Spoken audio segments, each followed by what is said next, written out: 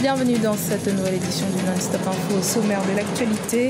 Lomé accueille depuis ce lundi 3 sommets, dont une rencontre conjointe CEDEAO-CEAC consacrée à la lutte contre les extrémismes et le terrorisme. Plusieurs dirigeants de pays africains sont réunis dans la capitale togolaise jusqu'à ce mardi 31 juillet. Production record de graines de maïs, de haricots et de pois de cajun en Tanzanie. Les autorités annoncent d'ailleurs un excédent de production de 3 millions de tonnes, une bonne nouvelle pour le gouvernement qui annonce des mesures pour rentabiliser cette belle performance du secteur agricole. Et puis portrait de deux entrepreneurs ivoiriennes qui contribuent à la valorisation de la femme sur le continent. Malgré les difficultés, Marie-Anne Assanvo et Jeanne Zézé Sissoko ont décidé de se lancer dans l'aventure risquée de l'entrepreneuriat pour améliorer leur qualité de vie. Mais tout d'abord, les bureaux de vote ont ouvert leurs portes ce lundi au Zimbabwe pour les premières élections présidentielles et législatives depuis que le président Robert Mugabe a quitté le pouvoir. De nombreux Zimbabwéens sont arrivés au bureau de vote quelques heures avant leur ouverture. Ils doivent trancher entre 23 candidats. Les principaux prétendants sont Emmerson Mnangagwa, 75 ans, issu du parti au pouvoir la ZANU-PF, et Nelson Chamisa, 40 ans, du parti d'opposition MDC. Emmerson Mnangagwa, qui a voté à l'école primaire de Sherwood Park à Kwekwe, au centre du pays, aurait une légère avance dans les sondages d'opinion par rapport à son principal concurrent, Nelson Chamisa. La capitale togolaise abrite à partir de ce lundi 30 au mardi 31 juillet 3 sommets de chefs d'État, l'un d'eux étant celui de la CEDEAO.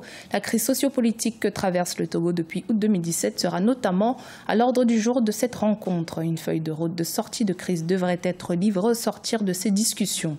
Mais avant cela est prévu ce lundi le sommet conjoint CEDEAO-CEAC. La rencontre entre les deux grandes organisations régionales portera notamment sur la lutte contre la radicalisation et les extrémismes. On écoute à ce propos Robert Ducé, ministre des Affaires étrangères du Togo. Le premier rendez-vous qui est celui du sommet conjoint CEDEAO-CEAC traitera spécifiquement la question de la lutte contre le terrorisme. Et les 26 pays vont décider de prendre une déclaration lors de ce sommet, une déclaration qui va engager chacun des chefs d'État afin de préserver la paix et la stabilité dans son espace régional. Nous n'avions jamais vu les communautés économiques régionales travailler ensemble. Et nous pensons qu'il faut encourager cette innovation, encourager la coopération interrégionale. L'UEMOA est dans une phase plus ou moins active de convergence des monnaies. Mais en parlant même de l'UEMOA, c'est d'abord la CEDEAO, parce que la CEDEAO, théoriquement, doit en 2020 aller vers une monnaie unique. Mais nous sommes sûrs que le chemin, comme vous le saviez, pour aller vers une monnaie unique n'est pas un chemin facile.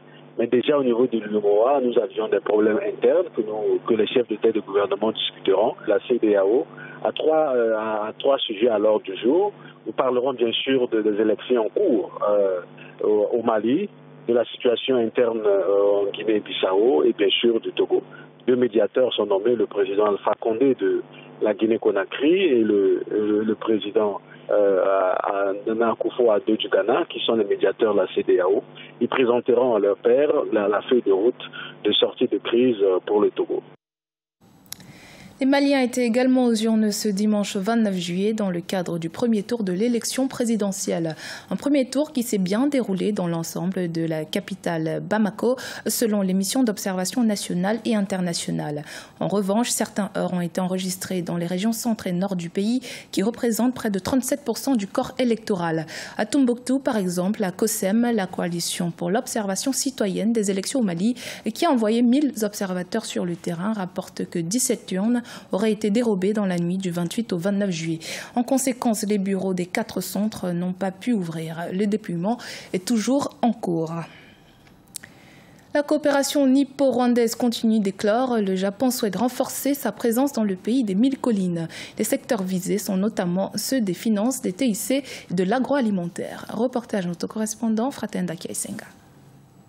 Une quarantaine d'hommes d'affaires japonais représentant 28 entreprises a clôturé sa visite de 3 jours au Rwanda ce 26 juillet 2018.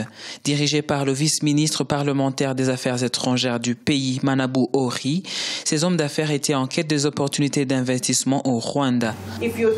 Si vous voulez une porte d'entrée en Afrique, si vous voulez vraiment investir en Afrique, le Rwanda est un point d'accès stratégique parce qu'on est situé au centre du continent, on parle français et et anglais, qui sont les deux langues les plus parlées sur le continent.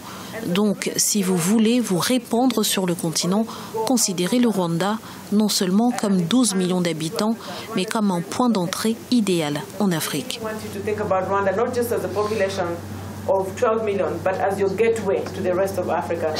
Selon les statistiques publiées par l'Office rwandais de développement, les investissements japonais s'élèvent à 21 458 millions de dollars américains et ont créé plus de 170 emplois. Ces investissements sont dans les secteurs de l'agroalimentaire, de l'horticulture, des mines, des TIC et des services. On recherche les opportunités dans les secteurs de l'énergie ou des infrastructures. Nous sommes également intéressés par le traitement d'eau et nous ne comptons pas seulement le Rwanda, mais toute la région de l'Afrique de l'Est. Parmi les projets présentés figure la Kigali Innovation City qui vise à promouvoir la croissance économique du pays grâce à la transformation numérique et à propulser le pays dans une économie fondée sur la connaissance. Le Rwanda et le Japon entretiennent des relations depuis 1962. La Tanzanie enregistre une production agricole record de graines de maïs, de haricots et de pois de cajan. Un excédent de 3 millions de tonnes est attendu. Face à ce surplus, les autorités se sont mises en quête de nouveaux marchés, mais pas que. D'autres mesures sont également annoncées par le gouvernement. Corinne Kamse. Dans une production agricole excédentaire cette année, la Tanzanie cherche de nouveaux marchés. Les données ministérielles prévoient que le pays aura un excédent de 3 millions de tonnes, car il s'attend à récolter 16 millions de tonnes de maïs, de haricots et de pois de cajan. Nous devons vendre nos excédents au marché étranger, car nous nous attendons à un énorme excédent alimentaire cette année. Jusqu'à ce mois, les agriculteurs ont continué à récolter et nous avons déjà enregistré un excédent d'1 million de tonnes sur les 14 millions récoltés. Les premières mesures gouvernementales ont consisté en la construction des installations de stockage de silos à maïs dans plusieurs régions. À la faveur de la visite du chef du Programme alimentaire mondial, David Beasley, en Tanzanie, le Premier ministre Kassim Majaliwa et celui-ci ont exploré le 27 juillet 2018 d'autres pistes d'écoulement.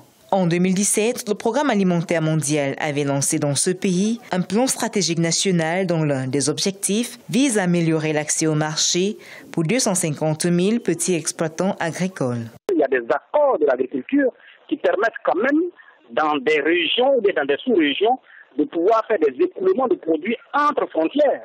Alors, donc, il faut voir au niveau de la Tanzanie, même s'il n'y a pas des secteurs qui ont besoin de nourriture, parce que le maïs sert aussi à la nourriture du bétail. Après avoir pendant longtemps limité les exportations de ces graines pour garantir son autosuffisance alimentaire, la Tanzanie est désormais appelée à relever le défi de la qualité pour faciliter la vente de ses productions agricoles excédentaires. En Afrique, un entrepreneur sur 4 est une femme. En Afrique subsaharienne, elle représente 27% des entrepreneurs. Malgré les difficultés, elle continue de se battre pour une meilleure visibilité dans l'entrepreneuriat féminin. C'est notamment le cas en Côte d'Ivoire, où on retrouve 15% des femmes dans l'entrepreneuriat selon les autorités et 66% dans le secteur informel. C'est le cas de Marie-Anne Assanvo et Jeanne Zézé Sissoko, toutes deux précurseurs dans leur secteur. Portrait à découvrir dans ce reportage. Notre correspondant Olivier Djakotan. Vainqueur du prix féminin 2017 de la meilleure start-up en Afrique, Marie-Anne Assanvo est à la tête d'une entreprise de traduction de la paire linguistique français-anglais. Elle a donné un nouveau souffle à ce domaine grâce à l'application Online Trad. Cette plateforme permet la virtualisation de tout le processus de traduction depuis la demande de cotation, le paiement en ligne sans oublier sa livraison électronique. Online Trad a occupé la 3e place du prix national d'excellence en 2016 par le ministère de l'économie numérique, de la communication et de la poste de Côte d'Ivoire. Et avec ce service unique en Afrique, nos clients restent chez eux et ont leur traduction faite par des professionnels et livrée en un seul clic. Jeanne Zézé Sissoko, de son côté, est une pionnière de la gestion de l'image de marque pour les entreprises et les individus en Côte d'Ivoire et dans la sous-région francophone. Ce concept novateur est l'ensemble des représentations affectives et mentales associées à une entreprise et ses produits afin de se démarquer sur le marché de la concurrence. nous avons dû passer par toute une période de sensibilisation, d'éducation et d'information donc des différents acteurs du marché. Et nous sommes heureux de constater à présent que les différentes entreprises et les individus ont compris en réalité donc les enjeux de la gestion de l'image. En Côte d'Ivoire, 15% des entreprises sont détenues par des femmes selon les autorités ivoiriennes. L'entrepreneuriat féminin reste néanmoins confronté à un défi majeur, l'insuffisance de financement d'après des femmes. C'était le journal de la rédaction. Merci de votre fidélité. Dans un instant, une nouvelle édition de l'actualité sur Africa 24.